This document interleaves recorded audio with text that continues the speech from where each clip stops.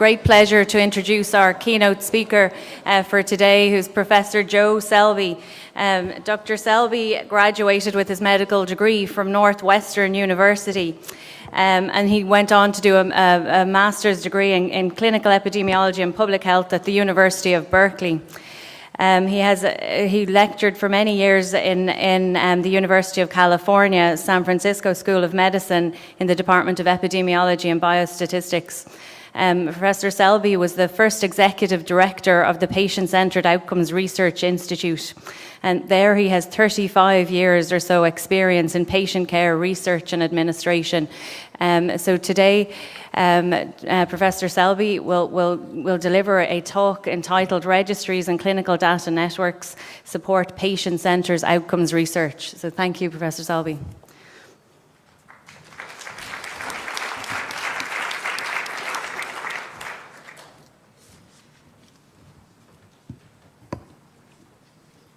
Thank you, Dr. Kelly. Good morning, everyone. It's a real pleasure to be here. I'd like to start by tipping my hat to all of those who were dancing last night. Most impressive and lovely to see. I'd also like to thank Brenda Edwards, who invited me here, and I'll try to, in these 30 minutes, explain to you why she invited me here. But I want to also say before I start, it's really lovely to be here. As a former cancer epidemiologist, I was an extensive user of cancer registry data, both in studying screening for colorectal cancer and also in studying drug exposures in cancer incidence. And so it's a pleasure to be among a group with a history like David Foreman described yesterday, with a history of rigorous attention to detail. And I want to, in introducing the Patient-Centered Outcomes Research Institute, which is a brand new institute, really. It's a part of the Affordable Care Act, otherwise known as Obamacare in the US, so we're really just about a year old at this point. I'll be talking mostly about what we hope to do, what we plan to do, rather than our accomplishments. But I will try to explain why we share with you a passion for better information. First, a little history.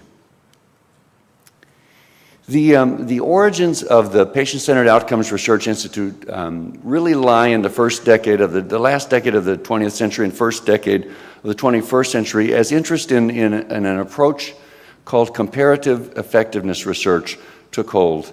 And this was the belief that better information on the benefits, risks, and costs of different treatment options as they're delivered in everyday practice, combined with incentives that would drive practice toward using this evidence, could eventually alter the way in which medicine is practiced and yield lower healthcare spending. So the notion that if we actually knew what worked better in real-world practice, patients and their clinicians would be more often likely to make the right choice sooner and thereby save money, particularly as this Congressional Budget Office report says, if we apply incentives. Now that frightened a lot of people in the US, the notion that you'd use evidence and the notion you'd apply incentives to evidence to try to change practice was frightening in our country. Let me just give a little more detail, though, about what comparative effectiveness research has come to mean over the last 10 years. And it has evolved, I'd say, during that time. First and foremost, CER, comparative effectiveness research, addresses practical questions about clinical options, the decisions that patients and their clinicians face, and it's usually studied as head-to-head comparisons. The research is, by definition, conducted in typical patients, in typical care delivery systems settings, because that's what we want to know, how things work in practice. The wide range of outcomes that might matter to patients are studied. Although obviously survival, mortality are critically important, rehospitalization. Other outcomes, including patient-reported outcomes, quality of life, functional status, symptom status, are very important to patients, and therefore they're part of the subject matter of comparative effectiveness research. Notably, comparative effectiveness research has pointed out that treatments don't work the same for everybody. So much more than the situation with randomized clinical trials, For instance, comparative effectiveness research aims to understand how treatments work in subgroups of the population.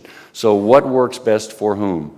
You'll quickly realize that that suggests that you need very large databases to do comparative effectiveness research. And lastly, I would say that in our view and in the view of just about anybody who thinks about this, comparative effectiveness research is going to require, yes, observational studies. Hopefully observational data can be used to learn about the relative effectiveness of treatments, but there are many questions that are still going to use randomized trials. So there'll be randomized trials, but set more in larger real-world settings. From the Affordable Care Act, this is the purpose of the Patient-Centered Outcomes Research Institute, to assist patients, clinicians, purchasers, and policymakers in making informed health decisions through research, evidence synthesis, and the dissemination of those research findings. PCORI, as it's called, is really rather generously funded. So in this year, the first year with substantial funding, PCORI was budgeted for at $150 million. Next year, that will go up to $300 million, and beginning in 2014 through 2019, which is our current lifespan, approximately $500 million per year. 20% of this goes to an agency in the U.S. called the Agency for Healthcare Research and Quality, and they're charged with disseminating research findings and building capacity to do this kind of research. But still, I think you'll agree, pretty substantial new source of funding for this type of research. Very interestingly, and the result of some political battles, PCORI is not a federal entity. It is a nonprofit organization, although its board of governors was appointed by the Government Accountability Office. So it has close relationship with the government, but it is a private entity. The GAO, the Government Accountability Office, also appointed a methodology committee, a 17-person expert panel, and that methodology committee works with us on developing the methods of comparative effectiveness research. Not being part of the federal government in the U.S. means several things. It means, for example, that leadership is not approved by Congress but is approved by the board. It also means that PCORI, unlike a federal agency, can rapidly survey patients, clinicians, when it sees fit. It doesn't have to go through a very lengthy, onerous process as most federal entities do. So this is the composition of our Board of Governors. It's a 21-person, multi-stakeholder board with representatives of patients and healthcare consumers, their caregivers, clinicians and healthcare providers, federal and state public health officials, researchers, industry, pharmaceutical and device manufacturers are well represented on the board, as are private payers, insurers and employers. So a diverse board that has taken the name patient-centered very seriously. It elaborated a mission which said that PCORI would produce high-integrity, evidence-based information that comes from research guided by patients, by caregivers, and by the broader healthcare community. So this commitment to engaging stakeholders is really central to the mission and really the process and practice of PCORI. PCORI has defined patient-centered outcomes research to be research that allows the voices of patients to be heard in assessing the value of healthcare options. This research answers 4 classes of patient-centered questions. First is prediction, and this may be in some ways the most important. It's an epidemiologic question. It says, given who I am, my personal and clinical characteristics, and my preferences, what should I expect will happen to me? So prediction. The second is, what are my options for prevention, for diagnosis and treatment, and what are the relative benefits and harms of each of those options? So the comparison at the level of individuals of the benefits and harms of the decisions patients face. Given who I am, what can I personally do to improve the chance that I'll get the outcomes I prefer? So that speaks to behavior. So in addition to treatments, we study behaviors. And lastly, what can healthcare systems do to help ensure that I am best positioned to achieve the outcomes that I prefer? So I said that PCORI aims to engage patients and stakeholders in a very intense way. And it does that for 4 major reasons. First, to advise so that patients and stakeholders can advise PCORI on, can submit research topics and can work with PCORI to prioritize those topics and help determine what in fact should be funded. Patients and stakeholders also work with PCORI in the review process. So on every research application that's submitted to PCORI, researchers are required to include relevant patients and other key stakeholders on the research team. They're not the subjects of the research, they're collaborators in the research. When the applications come to be reviewed, there are 30% of the review panel is made up of either patients and stakeholders. So an intense involvement in the preparation of the proposals and the review of the proposals. Proposals are scored on the extent to which patients have been engaged and on the relevance of the questions to patients. Patients and stakeholders are engaged so that when we have findings, they'll be more readily disseminated. And they're also engaged to participate in ongoing evaluation of PCORI activities over time. So deeply engaged, that's some of our earliest hires were not scientists, but individuals that would work with us on this engagement process. The research prioritization process includes the generation of topics for research. We do that through a range of modalities and mainly seeking input from patients and stakeholders. The questions that are generated get reviewed to ensure that in fact they are legitimate questions, unanswered questions at this point. That's the gap confirmation. The research prioritization process is conducted by advisory panels made up again of patients and stakeholders who make recommendations to the board of directors for specific questions that we should address.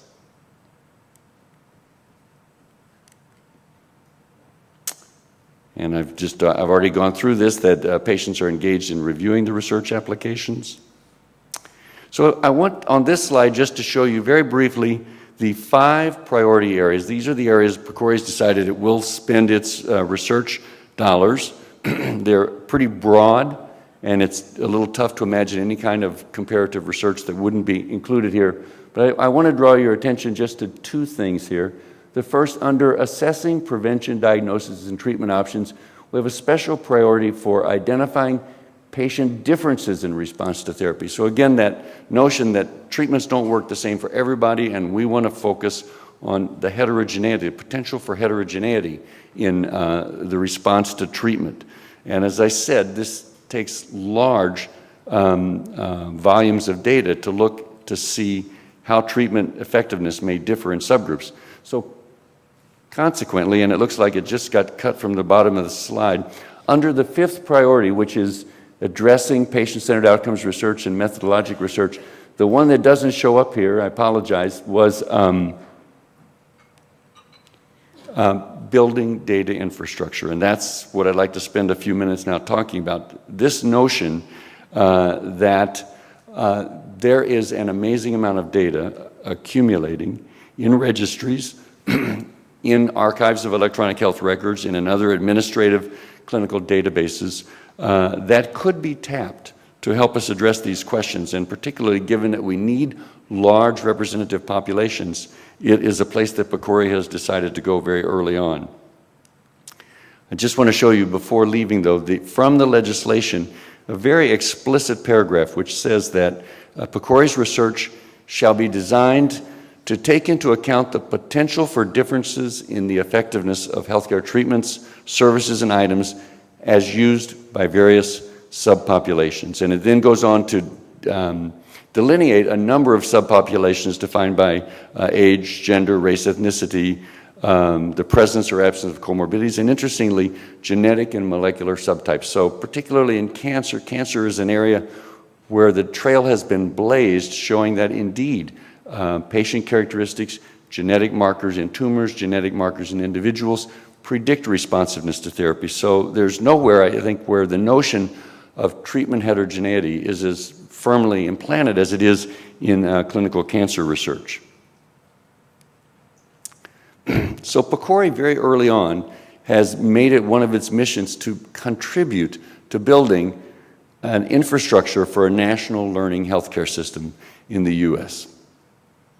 We were not the first to dream this dream. I think of it as a holy grail in the U.S., in fact, and I know it's the same here in Europe. But in the U.S., at the time we arrived, all of these entities were actively involved in pursuing this dream of linking data and using it for measuring quality and for conducting research.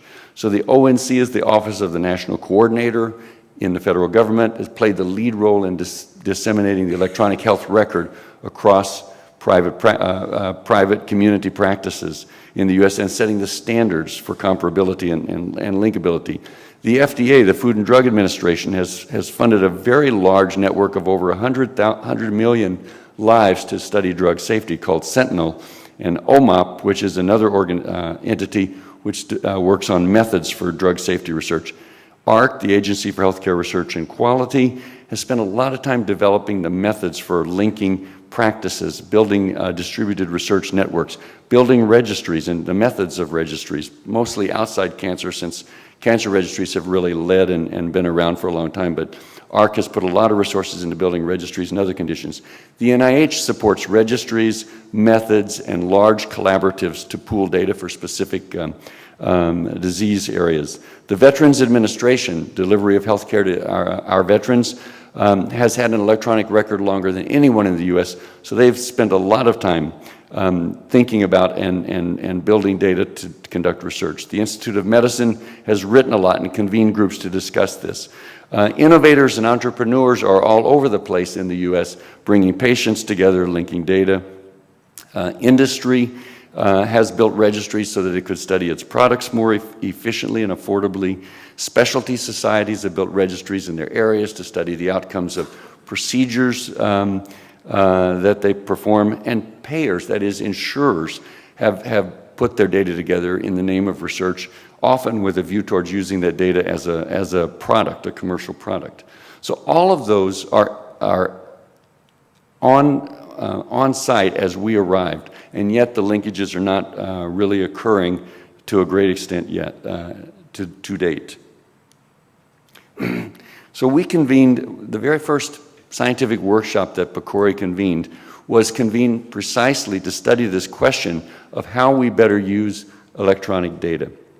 It was held in Palo Alto in July of this year, Palo Alto, California, and out of it came actually a somewhat different appreciation of what was needed than we went into it with. So we went into it very focused on clinical data networks built on electronic data.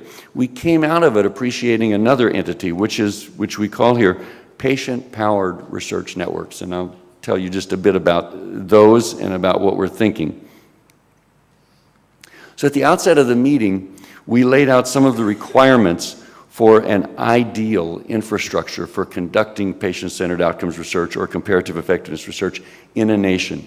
So it starts, just as a cancer registry starts, by a need to cover a large, diverse, and defined populations, getting their care in usual care settings. The resource needs to allow for complete capture of longitudinal data, that is, for the capture of the outcomes of care, given that we know the treatments. It also, though, needs a capacity for collecting patient-reported outcomes because as we've said, patient-reported outcomes are among the outcomes that are important to patients.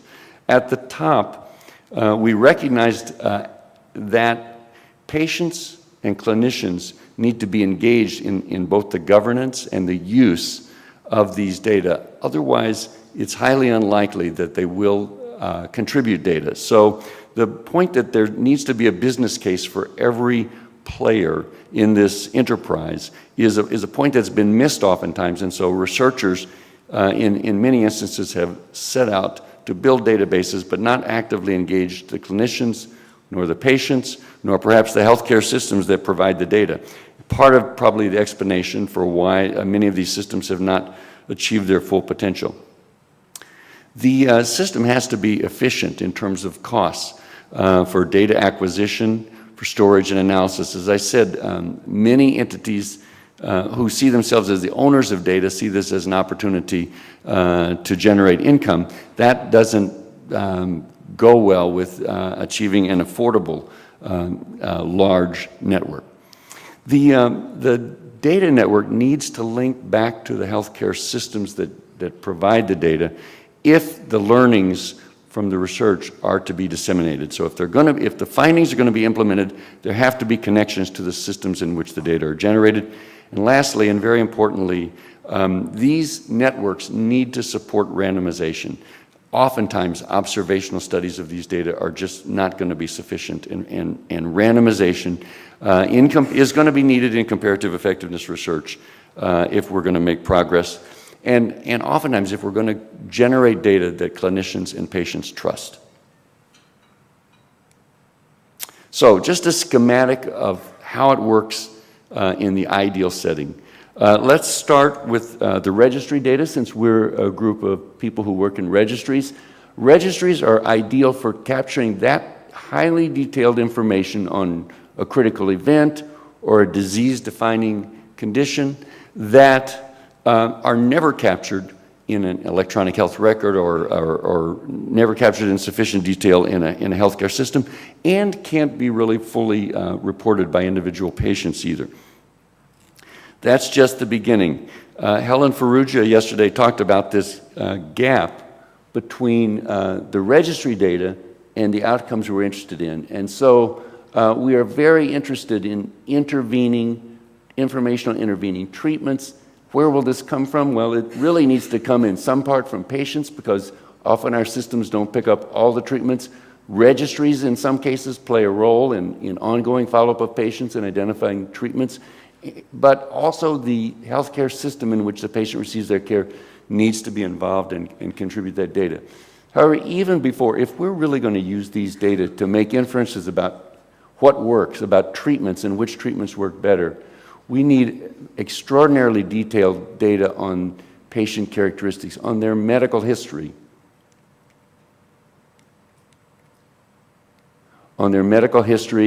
prior hospitalizations, prior drug exposures and diagnoses, and also on their personal history, their behaviors, family history. So patients are critical, systems are critical, the registries are critical to capture the outcomes. So thinking about clinical networks have some major advantages indicated by the red checks. The clinical networks have the potential to cover large, diverse, defined populations. So all the insured patients of a large health plan, all the patients in a given geographic area.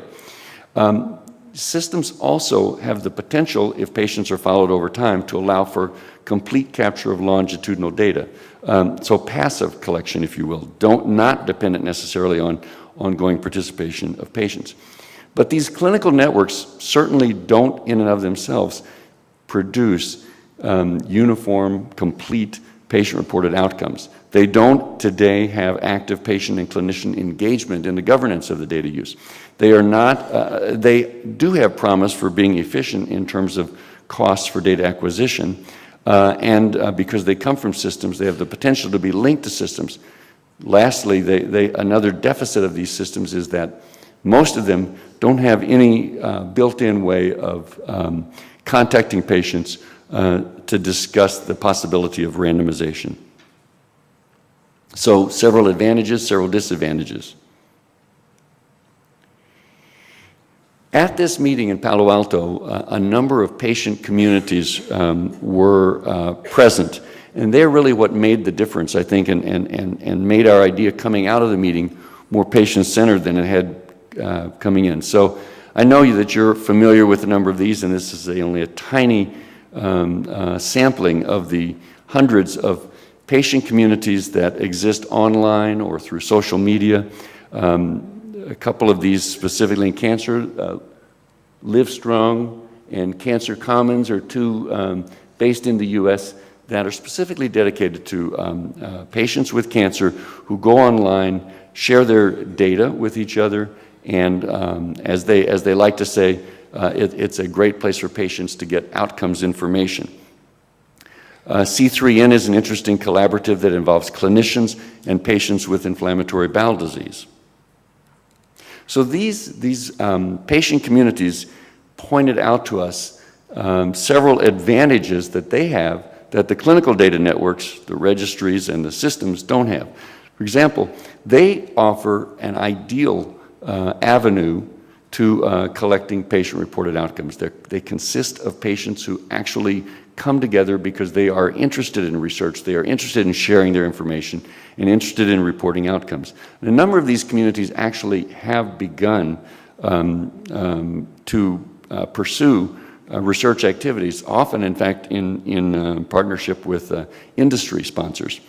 These patient communities, by definition, involve activated patients and patients, as oftentimes clinicians as well, who are willing to be engaged in the governance and the use of the data.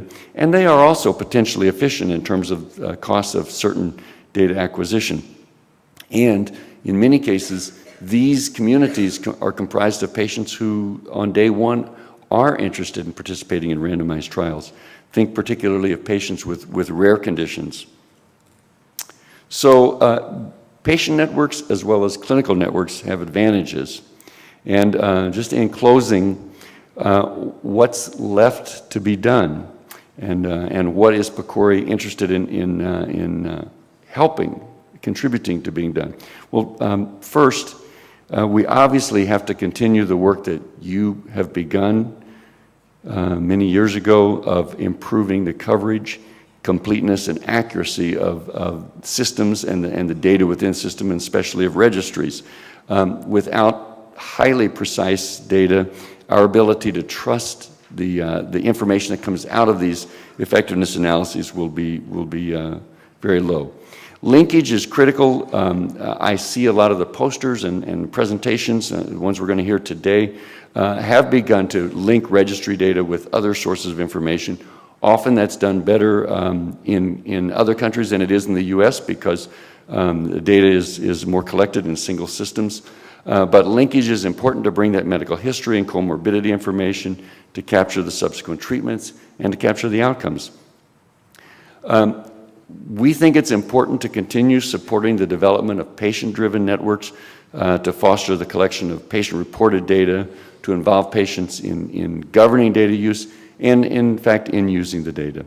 We're very, very interested in hybrid models where patient communities find ways to link themselves to systems of data so that we've got the best of both worlds.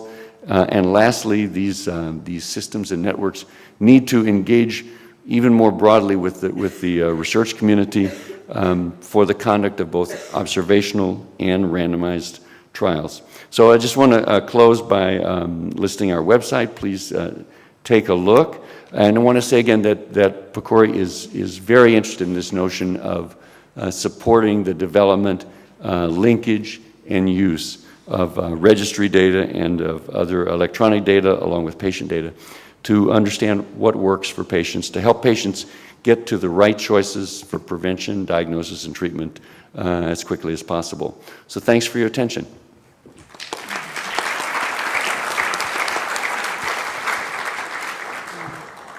Thank you, Professor Selvey, for an excellent talk. Would anybody like to ask any questions? Yes, down at the back.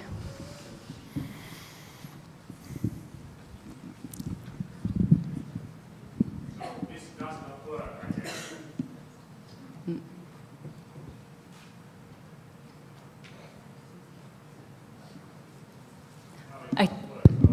If you'd like to come up here, you can use this mic. I can hear you. You have a good voice. Thank you. The question is that you showed quite a few of these collaborative partners, but now in the United States, as far as we foreigners know, that most of the cancer registries are with the Centers of Disease Control, which was not included amongst your partners in that big slide. So what is happening now? Most of the registries are not there in your system or in your planned collaboration. It's only a kind of 20% of the registries are with this SEER system, but most of them are outside that. Well, thank you for correcting me. I was in putting that together. I think I was thinking much more of networks and efforts to link data than than simply registries. But it's an excellent point. Appreciate it. Any more questions? I have a question. When I think of comparative effectiveness research, I think of it as very general, and I think of it as what treatment works best for the man on the street. And what a problem I find, I'm a medical oncologist, is that I see patients with, say, lung cancer, and their characteristics do not fit the patients who were enrolled in clinical trials. And I saw comparative effectiveness research as getting away from that. But then your last few slides concentrated on maybe patient groups and people who want to be involved in your research. And it struck me as they're a very biased group, because they're people who very interested in their disease, very motivated, and they're not representative at all of the general population. So it seemed to contradict my perceptions of comparative effectiveness research. Well, you are absolutely right on both counts that the origin of comparative effectiveness research and appreciation of its need was in large part this appreciation that clinical trials done in select patient populations don't necessarily generalize to my patient. So you're absolutely right on count one. And number two, at this point, I think it's also fair to say that most patient communities, online patient communities, probably are pretty select. They're, first of all, they're either internet or social media users, right? And secondly, they're volunteers. So I completely share your concerns. Their advantages are that they're eager to participate in research, and the notion, what I'm trying to say, and perhaps I should have said it more clearly, that what we need to do is bring the characteristics of activated patient networks to the larger populations that are covered by a system, so that if one has the system, for example, one has all the patients with a given condition in a population. Then if you've got the activated portion of those in your patient network, you can study the differences between who is in the patient network portion and those from the larger population who are not in the patient network. So you can look for the differences, the biases that may creep in if you study only the activated patients. In the end, though, I think the notion and what we're trying to drive at is that it's crucially important that the entire patient population, or the majority of the patient population, be engaged in these ways. Okay, thank you. But great question. We have a question here.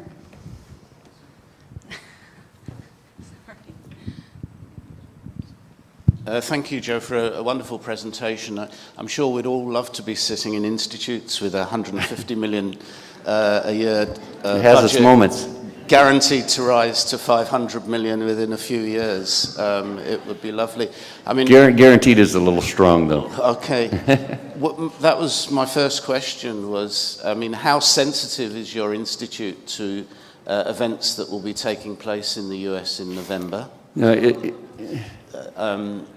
It does have some sensitivity because it's part of the Affordable Care Act. So to the extent that the Affordable Care Act gets targeted, we get targeted.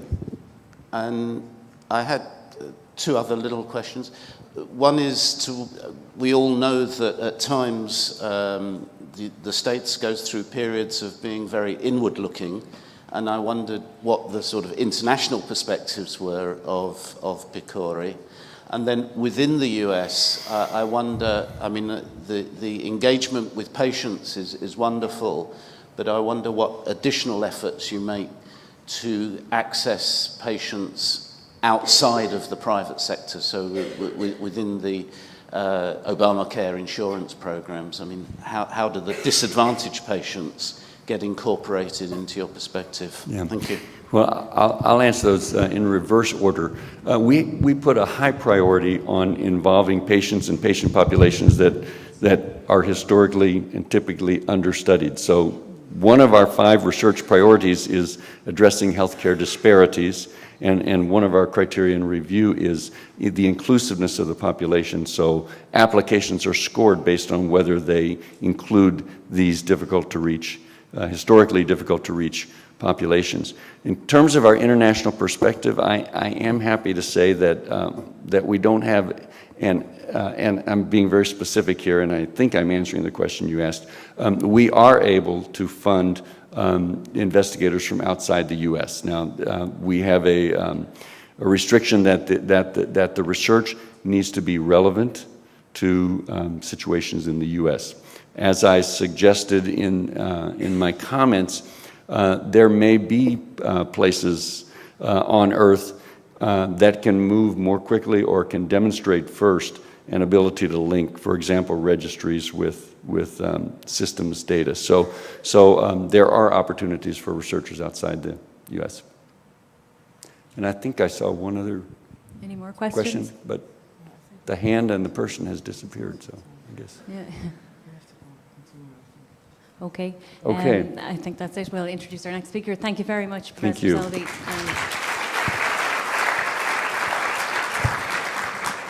Thank you. We will continue with Yvette van Gestel. She's a postdoc epidemiologist at the Eindhoven Cancer Registry in the Netherlands, and she will give a presentation on her main focus, which is colorectal cancer, and it's especially on recurrences.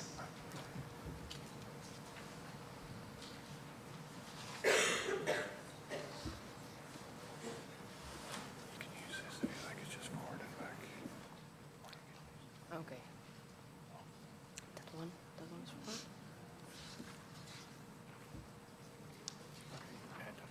Yes.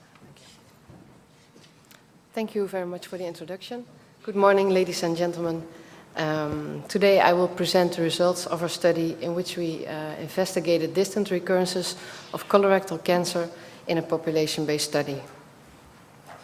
Approximately 1/5 of the patients diagnosed with colorectal cancer presents with metastasized disease at diagnosis.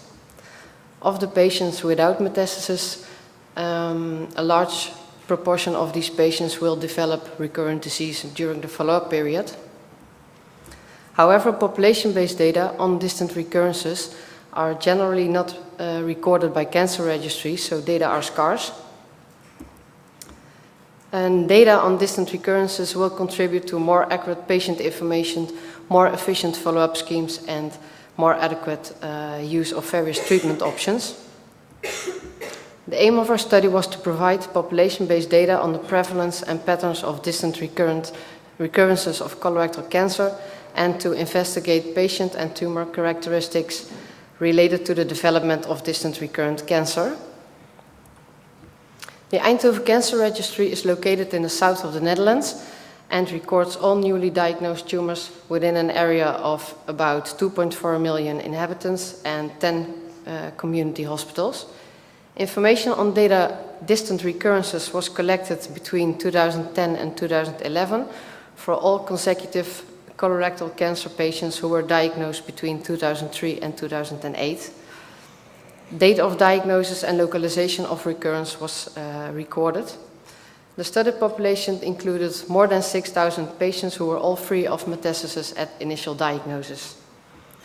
Follow-up was completed at January the 1st of this year, so for every patient, at least follow-up of 2 years was achieved with a median follow-up time of 4.4 years.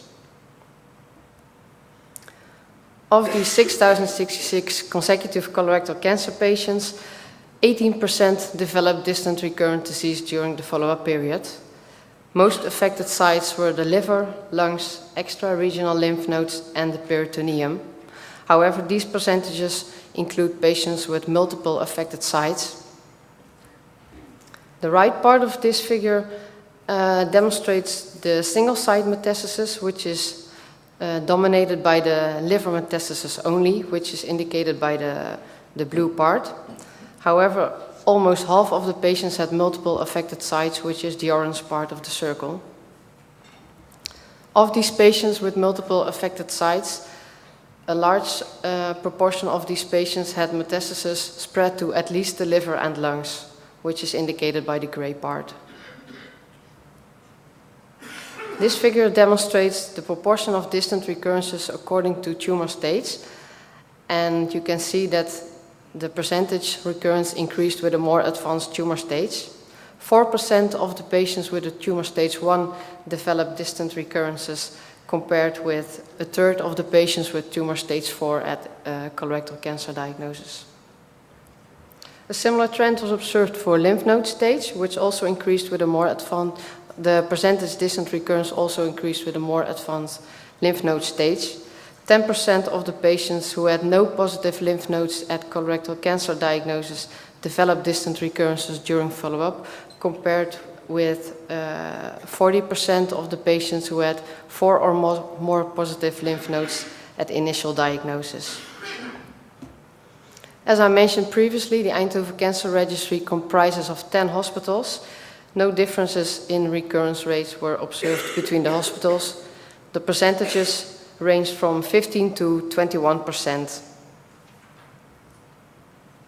This figure shows the time to diagnosis of distant recurrent disease according to the site of metastasis. The median time to diagnosis of recurrent disease was 1.4 years, and 86% was diagnosed within the first 3 years after colorectal cancer diagnosis. And as you can see, the time to diagnosis of recurrent disease depends on the site of metastasis. Approximately 40% of the liver metastasis was diagnosed within the first year after colorectal cancer diagnosis, while this was only 20% for the lung metastasis. This figure shows the survival from date of diagnosis from recurrent disease according to site of metastasis, and difference in survival were observed between the different groups. The median survival for patients who had lung metastasis only was approximately 2 years, while the median survival for patients who had metastasis confined to the peritoneum was worse with only 5 months. Using multivariable logistic regression analysis, we identified predictors for the development of distant recurrent disease, which is presented in this table, and the significant associations were indicated by red. Patients 75 years or older had a reduced risk to develop distant recurrent disease. This may be because older patients are more likely to die from other causes than cancer, so the follow-up period in which this distant recurrence can develop was shorter for these patients, leading to a reduced risk of distant recurrences. And also the follow-up period of older patients less often include invasive diagnostic procedures, which may also explain these results. Patients who had a primary tumor located in the rectum had an increased risk to develop distant recurrences. However, we do not have a straightforward explanation for this, and we are still working on this relationship. Primary tumors with a poor or unknown differentiation grade and a more advanced tumor stage or lymph node stage had an increased risk to metastasize during the follow-up period. Cancer is more likely to spread to other parts of the body when it's in a more advanced stage at initial diagnosis. In conclusion, 18% of the patients who were diagnosed with colorectal cancer and were free of metastasis at that time will develop distant recurrences. The most affected sites were the liver, lungs, extra-regional lymph nodes, and the peritoneum. The majority of the distant recurrences were diagnosed within 3 years after colorectal cancer diagnosis. However, this depends on the site of metastasis. Patients who had metastasis spread to the peritoneum had the worst prognosis. And furthermore, several patient and tumor characteristics were associated with the development of distant recurrent disease, which may be helpful for with respect to follow-up. These data show that routine data collection on distant recurrences by cancer registry will lead to relevant and important data. Thank you very much.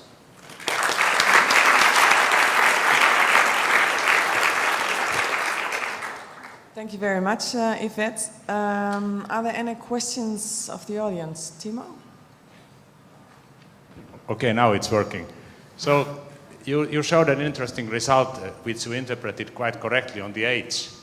And you said that the follow-up time, potential follow-up time for the for the old patients was, because of competing risk mortality, shorter than for the younger patients. But you don't need to kind of settle with this kind of result, because you used logistic regression in the analysis. If you had used the survival time modeling, you would not have got this kind of result. So please analyze these data again using survival analysis methods. Then you will probably get not necessarily even these kind of results. So I would question if these results are even in other respects correct. Yes, you're right. We should analyze this with Cox regression analysis, taking time into account. And Yvette, can I ask you, because I didn't hear you say the word treatment, and of course the patients are treated according to their stage, but it might be that there are some differences in the treatment for the primary tumor as well as for the metastasis. Can you elaborate on that? Yes, we have data on therapy. However, we will study it in a separate study.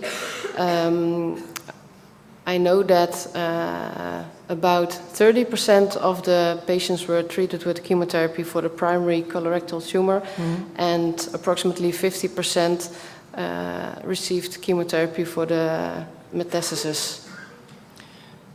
You say you are going to do that in a separate study. I think it's very worthwhile to interpret the results of this study, having as well the data on the treatment involved.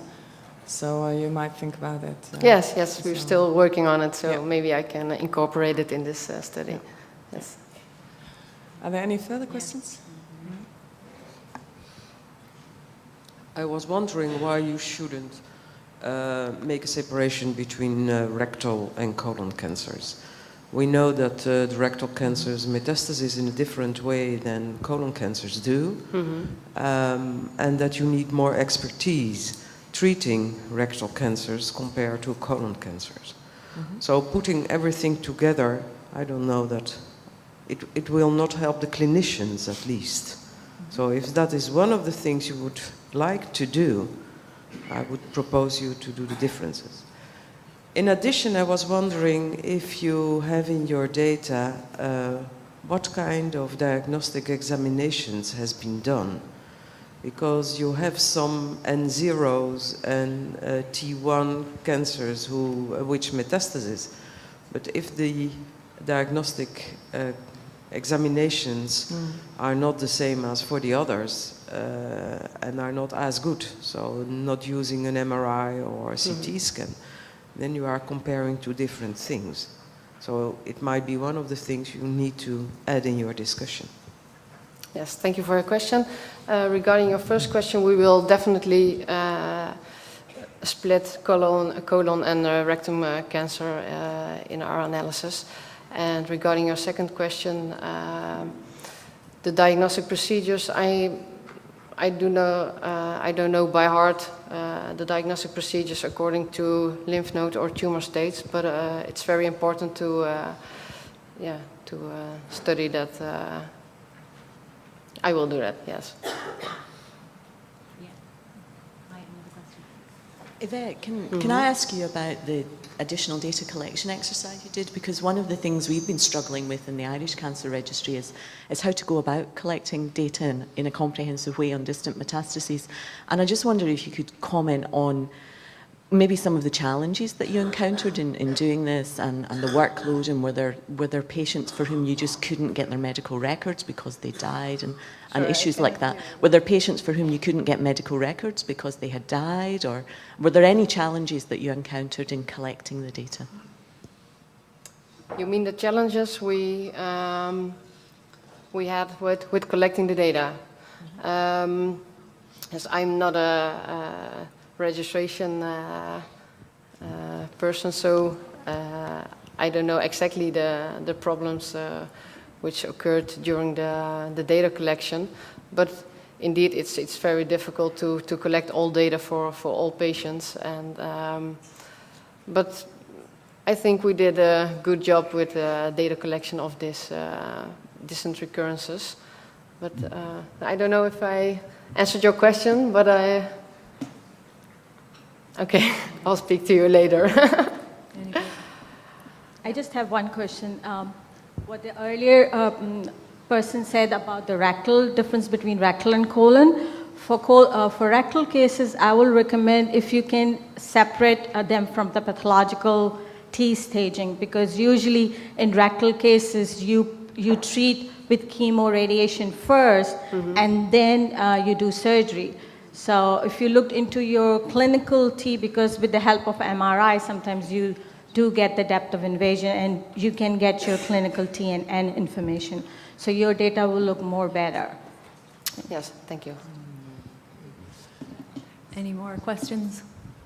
And just one final question. In terms of how you captured recurrence, was it a pathology report from a biopsy at relapse? Yes. And so are all cancers biopsied at relapse in those 10 community hospitals?